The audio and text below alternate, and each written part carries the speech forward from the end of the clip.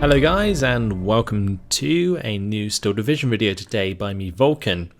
Today I have for you Ku2521 versus Protosszocker in the second Asia Pacific tournament.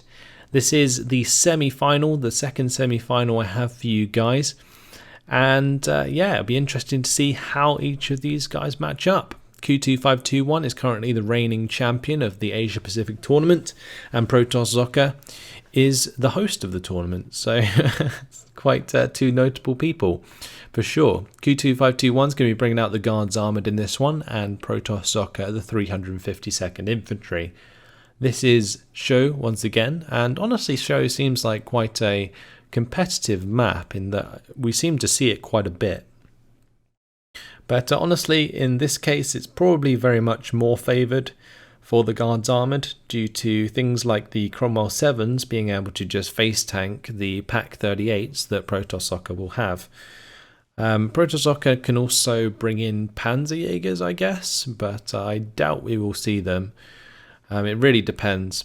There's also, of course, the use of the Cromwell 6s out of Ku2521, and we can see that coming down at the bottom of the map here, alongside these Humber Mark 3s, which can definitely do a lot of damage against the infantry that the 352nd have. So unless there is some proper grenadiers in the town, I feel like Protosszocker is going to end up losing out there. But we'll have to wait and see exactly how much Ku sort of dedicates to the town, because currently it looks like he's making a push in the open. He's got a rifle squad accompanying the Humber Mark 3 and Recon and the Cromwell. Same for the middle of the map. He's got one unit of the M5 half-track with motorised rifles heading to the bottom side of the town. He's got a unit of rifles and a Piat squad with the MG carrier heading to the centre, and then a rifle squad heading to the top. So he's quite light towards the town. Let's have a look at what Protosszocker is going for. He is going to be choosing the Panzerjägers. Okay. I'm not entirely convinced that these are even going to do well against the Cromwell 6s, just because the Cromwell 6 can engage at the 1200 meter range and still actually pin down and possibly even kill Panzerjägers. The HE that comes out of the Cromwell 6s is enough to destroy the Panzerjäger because they are open top. And that's definitely something you guys need to think about. Even things like Achilles, for example, they can be killed by an open top shot or by a HE shell because they're open top. And that's always something you have to consider. Either way, the winner of this game will move on to the final to face Eugen, and the loser will drop down to the round 3, where they will face off against the winners of the lower bracket round 2. And it's all very confusing, but basically what happens in this tournament is if you get knocked out of the upper bracket, you get to play for second place in the lower bracket. But we're underway. Let's have a look at what infantry was dedicated to the top side by Protosszocker. We have ourselves a Pak 40 on the top side. Or is that a Pak 38? No, that is a Pak 40. Interesting. There's an MG there, and there's also some Osttruppen. With 2 units of Osttruppen here with command infantry and a mortar heading to the town. To the centre, we have the 2-star Pak 40, or Pak 38, sorry. And then we have the machine gun there with another command. Command at the bottom side to accompany these Panzerjägers, I assume. And then the Kubel MG with the Aufkraller. Okay. So the Kubel MG just about managed to get out of line of sight of this Humber Mark 3 and the Cromwell. It's going to be up to these Panzerjägers to sort of sneak up into the 1000 meter range of the Humber Mark 3 and the Cromwell now. Because if this Cromwell manages to engage those Panzerjägers at 1200 meter range, I believe that Protosszocker is going to be in for a pretty hard time. So Osttruppen versus rifles and motorised rifles.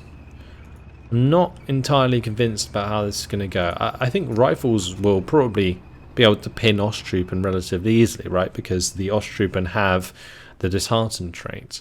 It's going to be up to how Protosszocker wants to play around with this mortar, honestly. and we'll have to wait and see if that comes into effect. It seems as though shots are coming down onto this building. Is that on purpose? Currently not actually pinning anything. Rifles are making their way forwards there, coming under fire from multiple units of infantry. Looks like they're going to be pinned in the street. Good start for Protosszocker up the top. Rifles here have made quite a bit of ground down the bottom side. These Panzerjägers opted to hide behind this tree line, which relinquished the territory down here, gave Ku2521 a +1 from the very start of the game. Befehl Panzer III is going to be joining both of these Panzerjäger 35s on the bottom side of the map. The thing is, knowing that there's a Humber Mark III and a Cromwell 6 here, Protosszocker can't hang about, because it's only going to be a matter of time until like a proper Cromwell comes in, like either a Cromwell 5 or the Cromwell 7, or in this case an AT gun, and any of those three can take out Panzerjägers relatively easily, especially Panzerjägers with no veterancy. These Recce are going to spot the enemy Recce, and rifles there are going to take them out with the help of these units. So Befehl Panzer III on its way. The Panzerjägers are going to go join with that Befehl Panzer III and try and make a push, I assume. Although the Panzerjägers are going to start by hammering the rifles in the open. Now these do have pretty high rate of fire, 10 rounds per minute, so they can put a lot of HE shells into infantry squads very fast. But I'm not entirely convinced that this is the best use of these Panzerjägers at the moment. Like I said, he just needs to try and get close, and as close as he can to these units by using the break in line of sight that is caused by these trees. But the 6-pounder has now arrived. 6-pounder is actually going to one-shot the Befehl Panzer III. That puts Protosszocker in a pretty tough spot with the arrival of the 6-pounder. There is nothing Panzerjägers can do about that. He's going to need a mortar or something on this bottom side to take care of the 6-pounders. And you can see even now the Cromwell 6 taking a shot at the Panzerjägers and starting to pin them down. These Cromwell 6s here, this one in the centre, they can definitely sort of pincer the Panzerjägers quite hard and do a lot of damage. But here we see the Pak 38 taking a shot at the Humber Mark III and actually missing. That's going to allow this Cromwell 6 to engage the Pak 38. And this is really hard for this Pak 38 because it's been surrounded almost. M5 half-track, motorised rifles coming in from the top side. There's no infantry support here. This mortar has to pin down these infantry units to allow this Pak 38 to do what it needs to do. But the Cromwell 6 is just going to pick that off. And that's a big loss for Protosszocker. Q's got himself a massive advantage in the middle of the map here. This half-track can run rampant and gain so much ground. It's crazy. One of the Panzerjägers has also been taken down on this bottom side. I'm not quite sure what happened there, but it looks like a bit of a missed micro. 6-pounder took it out. And the M5 half-track, it looks like it's going to pick up the AT gun and pull it forwards with the advance of all these troops. Weapon jam on the Humber Mark III as the Pak 38 recovers.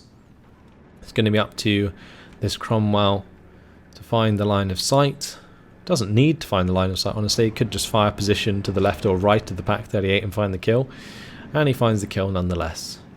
So some more infantry arriving to sort of hold the line for Protosszocker here. I'm not entirely sure what Protosszocker can do. 352nd is just a really hard matchup for the Guards Armoured, because the Guards Armoured has so many answers to Pak 38s, which are the only significant AT that Protosszocker will have access to until Phase B. So looks like Ku2521 going to be trying to take advantage of that.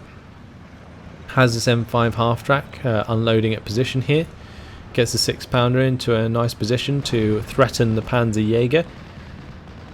ME109G0 is going to be flying about and trying to strafe some units, but with this 6-pounder moving forward, it's only a matter of time until it gets line of sight onto the Panzerjäger. Here we go, it's turning, it's firing, and that's a driver wounded. Dingo providing the veterancy there as well, and look how little the suppression is that comes out of that Panzerjäger. Crazy stuff. Command's gone down. Command's gone down in the mid as well. There's 3 Panzerjägers on their way to the middle at the moment. But they're just going to get overrun, surely. Cromwell 6s annihilate Panzerjägers. I feel like if Protosszocker knew that this was Cheux, it was an odd choice to pick the 352nd. Maybe he felt like he could micro the Panzerjägers into positions behind these tree lines to get ambushing shots onto Cromwell 6s and so on. But with the way that Ku2521 has been playing, I'm not sure he's ever going to really let that happen. Cromwell 6s are going to be able to engage the Panzerjägers at maximum range. And there's even the M5 half-track here just making the 6-pounder really, really mobile, which threatens the Panzerjägers every time. Cromwell's going to be firing away here. You can just see how much even the Cromwell 6s pin the Panzerjägers. That Cromwell 6 just going to try and remain out of range. This 6-pounder's nearly in position. And moving around this 6-pounder with the half-track is a good demonstration of how you can catch out your opponent. This 6-pounder is going to be in the perfect range to start engaging all of these Panzerjägers. And with the 1-star veterancy, with the Dingo nearby, there's a weapon jam onto the first Panzerjäger. That moves out of range, or gets forced to fall back. It's just going to choose the target of another Panzerjäger. Never mind. Looks like the other 2 are actually out of line of sight at the moment. A crew knockout there onto the Panzerjäger. Surely going to be the end of that. ME109G0 not going to be able to get the pin, as there is a Tempest brought in. Looks like Ku2521 had enough of this ME109G0 being a factor. It's also brought in a Crusader AA Mark II though, so that ME109G0 has the potential to be forced to fall back here, and that will end up meaning the Tempest will get onto the back of the ME109G0 and get the kill, unless the ME109G0 is lucky enough to get out before the Tempest can come back around. I'm not sure he's going to be able to. Nope, Tempest's on his tail. And that's job done. So Panzerjägers be burning, that's for sure. 6-pounder continuously moved up by the M5 half-track right into the face of the Panzerjägers. And those Panzerjägers constantly falling back. Just nothing Protosszocker can do. I'm pretty sure this is all just down to a mismatch of divisions more than anything. I guess the only thing that Protosszocker might be able to do is like make a push in the town, possibly.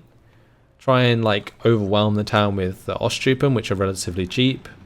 But then you kind of, it's a bit dodgy because you don't have any AT on your infantry.